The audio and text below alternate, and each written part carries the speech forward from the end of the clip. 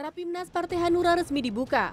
Rapimnas yang bertempat di Kuta Bali ini diselenggarakan pada Jumat hingga Sabtu 5 Agustus 2017. Hal lain yang disoroti dari Rapimnas Hanura hari pertama adalah sosok Jokowi yang kembali mendulang dukungan untuk maju kembali di Pilpres 2019.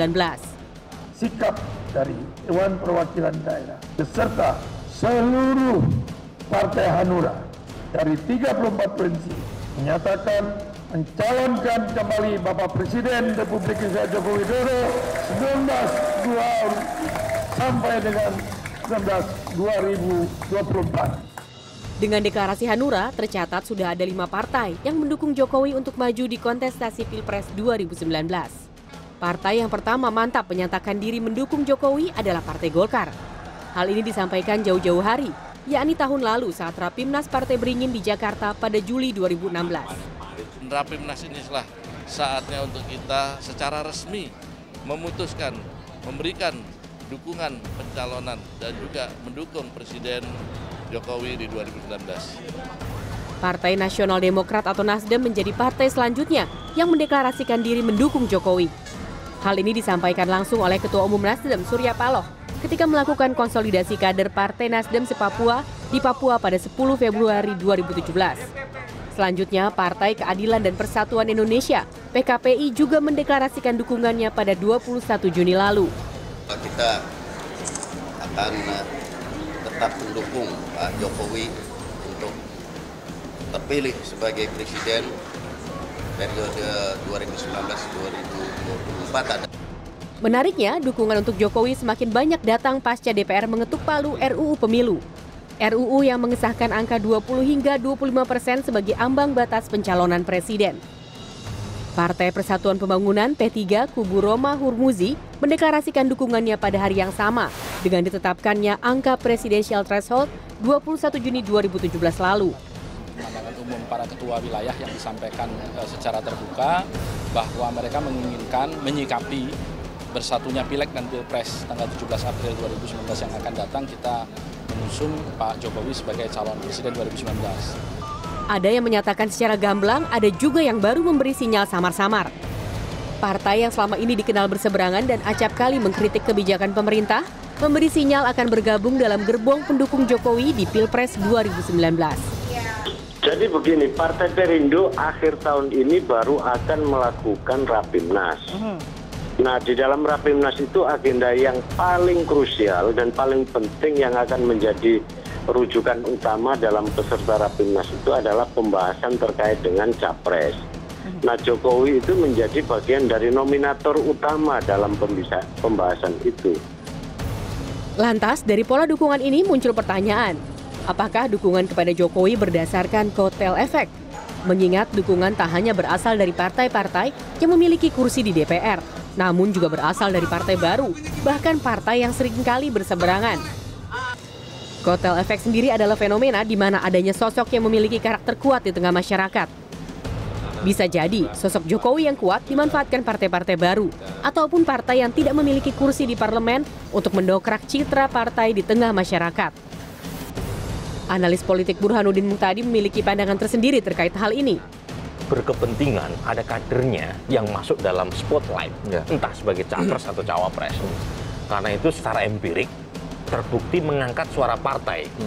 Jadi dalam pemilu secara serentak, capres yang maju dalam perhelatan pemilu yang dilakukan Pileg dan Pilpres secara bebarengan itu cenderung mengangkat partai yang berlaga. Itu ditentukan oleh capres yang mereka kandidat usung. Ya, yang diusung ya. Nah, ini yang terjadi dalam konteks pemilu di Brazil. Jadi Terlepas dari tujuan lain dari dukungan terhadap Jokowi, partai pengusung Jokowi saat pemilu 2014 lalu justru belum memberikan sinyal akan kembali mendukung mantan wali kota Solo itu di Pilpres 2019.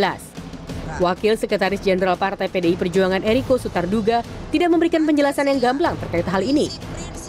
Tapi yang pasti jadi pendukung utama ya untuk Jokowi 2019 gitu. PDIP sudah jelas seperti kader PDI Perjuangan terbaik. Pengusung, bukan pendukung. Pengusung ya, pengusung tetap.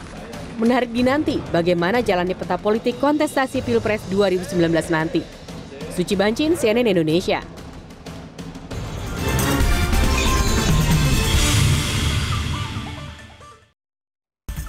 Itu tadi sudah kita antarkan bagaimana rentetan dukungan demi dukungan Pemilu masih jauh Mas Elvan, tapi demi dukungan sudah masuk ke Presiden Jokowi. Petanya, peta dan panoramanya cuaca politiknya seperti apa sekarang menurut Anda? Khusus untuk dukungan politik kepada Presiden. Kalau menurut saya, jangan-jangan kita sudah masuk ke tahun politik. Karena kan Pilpres masih lama kan 2019, tetapi situasi politiknya, pertemuan-pertemuan yang konsolidasinya itu sudah mengarah ke sana semua. Gerindra sudah dengan gamblang menyatakan dia mendukung penuh Prabowo nyapres lagi gitu kan. Soal elektabilitas cerita lain lah, Prabowo Jokowi memang masih atas bawah beda tipis kan. Mungkin Mas Philip nanti bisa ceritakan. Nah, kemarin pertemuan antara Pak SBY dengan Prabowo ya, Ketua Umum Demokrat dengan Ketua Umum Partai Gerindra itu walaupun istilahnya itu sepakat untuk tidak sepakat ya. Karena dia bertemu membuat kesepakatan tetapi tidak koalisi gitu kan. Tetapi nyatanya di daerah mereka terkonsolidasi dengan baik. Jawa Barat langsung pertemuan, daerah lain pun begitu. Jadi sepertinya koalisi itu sudah terjalin meskipun tanpa nama koalisi. Dan lagi itu baru 2. Kan dibicarakan selalu 4 partai kan ini kan. Selain Demokrat, Gerindra ada PAN dan ada satu lagi PKB atau PKB yang sudah diajak komunikasi gitu. Nah, mereka kan sudah membangun poros nih. Kita sudah membangun poros. Poros di luar Jokowi dan kawan-kawan? Yes, jadi memang dengan PT 20%, sebenarnya banyak kalangan, mungkin Mas Philip nanti bisa menjelaskan seperti apa ininya, sudah banyak kalangan yang memprediksi nanti akan head to head lagi nih 2019 itu. Hanya akan ada poros Jokowi dan poros bukan Jokowi. Nah, porosnya bukan Jokowi ya pasti Prabowo dan SBY. Entah siapa yang maju, meskipun Gerindra sudah terus menyuarakan akan mengusung Prabowo gitu, tetapi saya sendiri tidak yakin Prabowo yang akan maju. Jangan-jangan kalau Prabowo, memang Anda tidak yakin? Tidak yakin. Apa cuaca politik apa yang membuat Prabowo kemudian harus berlindung di balik rumah untuk tidak maju? Memang hari ini memang banyak sekali yang mendorong Prabowo maju lagi segala macam gitu kan. Tapi situasi politik sudah fakta politik Prabowo sudah 2 kali maju, gitu kan, 2 kali kalah. Lah kalau dia sekali lagi maju kemudian ya kita nggak tahu hasilnya seperti apalah. Tapi tentu orang tidak mau dong kalah lagi, pasti dia akan mati-matian. Opsi kedua dia memilih menjadi kingmaker gitu kan. Sudah saatnya bahasanya Prabowo itu menjadi kingmaker, menjadi orang di balik orang yang nanti akan didorong untuk maju menghadapi Jokowi gitu. Meskipun dari segi elektabilitas baru Prabowo yang paling bisa mendekati elektabilitas Presiden Jokowi. Ya, mungkin hari ini Jokowi dan Prabowo ada 1 dan nomor 2. Tetapi apa sih yang tidak mungkin dalam 2 tahun ini gitu. Sedangkan banyak nama-nama lain yang hari ini merangkak naik. Dan pada suatu saat mungkin jangan-jangan pada akhirnya Prabowo dan SBY mungkin akan sepakat untuk 1 orang itu. Nah, daripada kalau misalnya sekarang belum ada kesepakatan toh, mungkin sambil berjalannya waktu. Menarik sekali sebelum masuk ke seberapa besar posibilitasnya Prabowo dan SBY yang kalau kita tahu sejarah politiknya ke belakang bersaing, bahkan di pilkada kemarin saja tidak mau bergabung gitu. Sebelum masuk ke situ Bang Philips, pasca undang-undang pemilu diketok ini petanya seperti apa? Bagaimana, apa yang membuat kemudian Jokowi begitu menjadi magnet besar gitu dari partai-partai ini untuk bisa merapat? Ya karena memang kalau misalnya undang-undang itu bertahan dalam judicial review butuh 25% suara atau 20% kursi itu kan syarat yang cukup berat gitu. Dan tentunya incumbent dalam posisi yang lebih diuntungkan karena dia punya resources dan selama 2 tahun ke depan ya karena pemerintah itu kan kampanye juga sebetulnya gitu. Yang dilihat masyarakat setiap hari yang bekerja adalah Pak Jokowi gitu dan juga partai-partai yang berkuasa bagian dari koalisi gitu. Sehingga tentu wajar kalau partai-partai apalagi partai baru gitu ya memilih untuk misalnya atau partai yang kecil lebih memilih untuk merapat ke pemerintahan koalisi yang sedang berkuasa gitu. Apakah mendekatnya partai-partai termasuk mungkin partai baru atau partai menengah ke bawah gitu lah ya, itu mendekat atau mendukung secara gamblang Presiden Jokowi, apakah ingin manut atau cocktail effect gitu ya, ingin ikut dalam kepopularannya Presiden Jokowi atau memang mereka punya pertimbangan lain dan kenapa pihak atau menjadi oposisi bukan menjadi pilihan yang baik bagi mereka untuk menampilkan diri sebagai kalau partai baru bergabung dengan koalisi menurut saya itu dalam konteks yang agak merugikan gitu. Karena apa? Karena memang yang lebih diuntungkan itu di mana-mana incumbent. Kalau dia ikut dengan incumbent, peluang dia relatif lebih baik dibandingkan dengan menjadi koalisi. Kecuali kalau ada betul-betul isu yang bisa membuat koalisi ini kelihatan betul-betul menjadi alternatif dari incumbent yang sedang berkuasa. Cuma hingga hari ini Pilkada DKI Jakarta kan membuktikan bahwa quote-unquote alternatif ternyata juga bisa Tapi Pilkada Jakarta itu menurut saya kasus yang khusus ya, karena kita tahu apa yang terjadi di situ gitu. Bagaimana mobilisasi faktor-faktor primordial yang kalau misalnya dijadikan model untuk kampanye nasional itu dan sudah dicoba 2014 mungkin tidak terlalu sama hasilnya dengan apa yang terjadi di Pilkada kemarin gitu, dan mungkin malah banyak kerugiannya gitu. Sehingga menurut saya wajar kalau kemudian banyak partai-partai yang memilih untuk merapat dengan Pak Jokowi. Di samping yang tadi saya sampaikan bahwa karena pemilu serentak itu membutuhkan waktu konsolidasi yang jauh lebih panjang dibandingkan dengan model pemilu kita sebelumnya gitu. Yang partai-partai menunggu sampai pemilu legislatif.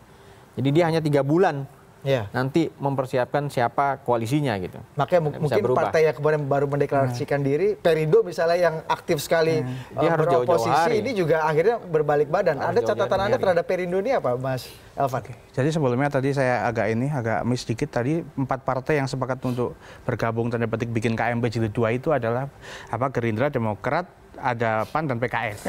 Tadi kelupaan PKS lah. Posisinya hari ini bukan PKB ya? Bukan PKB PKS. Hari ini dan peta politik hari ini kalau kita menyambung tentang konstelasi politik koalisi itu memang sudah masuk tahun politik karena mereka akan memanfaatkan Pilkada serentak 2018 itu untuk menguji. Mereka tuh sudah mulai fight itu antara Jokowi dan bukan Jokowi gitu. Di Jawa Barat misalnya hari ini sudah fight antara siapapun yang didukung Jokowi akan dihadapi rame-rame sama Gerindra, PKS dan lain-lain. Kira-kira begitu. Petanya seperti itu ya, dan tidak akan berubah banyak menurut Anda? Ya sepertinya mereka memang sudah memutuskan untuk fight gitu, memutuskan untuk memulai pertarungan lebih cepat.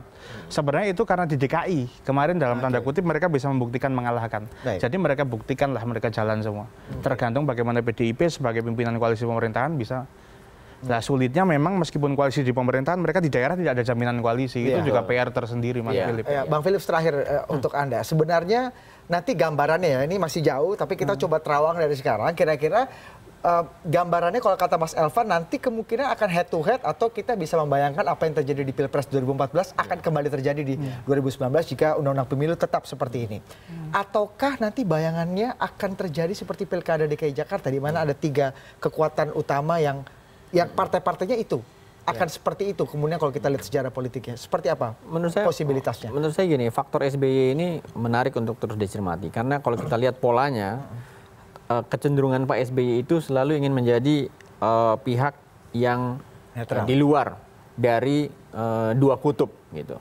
Kalau kita lihat misalnya sebetulnya 2014 waktu itu ketika ada Pak Jokowi dan Pak Prabowo dalam masa pencalonan, itu Demokrat dan SBY menimbang-nimbang untuk mencalonkan sendiri. Waktu itu mereka bisa kalau mau gitu. Karena ada partai-partai yang di awalnya belum termasuk dalam koalisinya Pak Prabowo dan koalisinya Pak Jokowi gitu. Cuma mungkin karena pertimbangan menurut saya waktu itu SBY karena dia baru 2 periode, kalau dia memajukan calon tahun 2014 berarti dia harus habis-habisan melawan salah satu yang akan jadi pemenang gitu, dan tidak akan menguntungkan buat Demokrat waktu itu. Jadi sangat bisa dimaklumi keputusan itu. 10 tahun tentu banyak musuhnya pasti yang akan bisa macam-macam lah yang harus disimpan. Tapi kemudian yang kemarin Pilkada Jakarta juga kan sebetulnya di awal Pak SBY setuju dengan Pak Prabowo gitu untuk mencalonkan Sandiaga Uno sebetulnya. Tapi kemudian proses di deadline tiba-tiba masukkan nama Agus Yudhoyono gitu. Dan memang karena itu menurut saya trennya, kecenderungannya Pak SBY itu selalu mencari bagaimana caranya agar dia bisa mencalonkan sendiri istilahnya Pak Elvan. Tapi akan sangat sulit nggak sejarah politik yang membuktikan atau menyatakan bahwa agak sulit mencampurkan antara SBY dengan Prabowo. Hal itu memungkinkan terjadi nggak? Menurut saya yang sekarang terjadi masih temporer ya. Kita belum bisa membuktikan apakah itu bisa berjalan atau enggak di daerah atau di Tapi posibilitas tetap ada. Posibilitas ada, tetapi menurut saya kecenderungan Pak SBY itu mau menjadi kingmaker sendiri, saya rasa. Jadi paling tidak akan ada bipolar atau tripolar nanti mungkin ya akan terjadi. Kalau menurut saya lebih baik ada 3 calon. Karena kalau 2 calon pemilunya akan keras dan akan terjadi lagi hal-hal yang kita tidak setujui sama-sama. Karena kita polarisasinya terasanya juga masih sampai sekarang ya Mas Elvan, terutama di sosial media gontok-gontokannya nggak ada habis-habisnya. Mudah-mudahan apa yang terjadi di kemarin-kemarin bisa menjadi pelajaran politik kita ke depan untuk membangun politik yang paling tidak lebih damai, lebih beradab lah ke depannya. Kita akan tunggu saja bagaimana dinamika politiknya. Mungkin minggu depan kita akan kumpul di sini lagi untuk membahas apa yang terjadi pada minggu ini dan minggu depan kira-kira dinamika politik apa yang kemudian menarik. Terima kasih Bang Philip, terima kasih Mas Elvan atas perbincangan yang hangat malam hari ini.